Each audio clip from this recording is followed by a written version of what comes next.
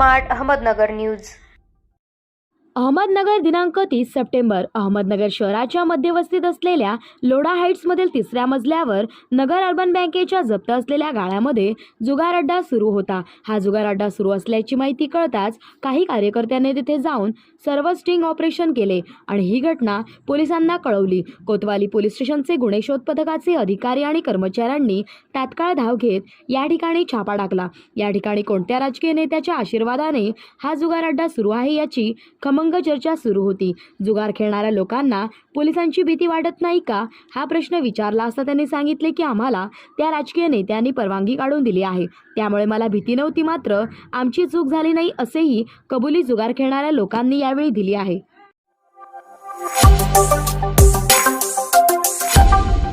Smart Ahmednagar news.